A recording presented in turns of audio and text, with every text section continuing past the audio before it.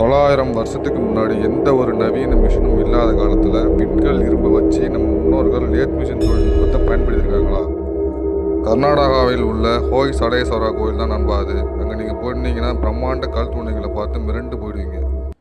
ஏன்னா இன்னைக்கு இருக்கிற அட்வான்ஸ் மிஷின்களால் கூட கடைஞ்சா கூட இந்த அளவுக்கு துல்லியமான அக்யூரேட்டாக வட்ட வடிவ கோடுகளை கொண்டு வரவே முடியாது. அதை விட பேராச்சரியம் என்னென்னா, அங்கே இருக்கிற கால பன்சிகா சிலைகளோட நகங்கள் மற்றும் ஆபரணங்கள் ஒரு சிறிய நூல் நுழையிற அளவுக்கு மைக்ரோ துவாரங்கள் இருக்கு நண்பா. 800 வருஷத்துக்கு முன்னாடி இவ்வளவு கடினமான பாறையில் எப்படி ஒரு மில்லிமீட்டர் அளவில் துளையிட்டாங்கன்னு மர்மமாக இருக்குது. அதனால்தான் பல சர்வதேச ஆராய்ச்சியாளர்கள் நம்ம முன்னோர்கள் சாதாரண ஒளியை பயன்படுத்தலை, விண்வெளியிலிருந்து விழுந்த விண்கல்கள் இரும்பையும் அந்நிய நாட்டு தொழில்நுட்பத்தையும் பயன்படுத்தி இருக்கலாம் அப்படின்னு நம்புகிறாங்க.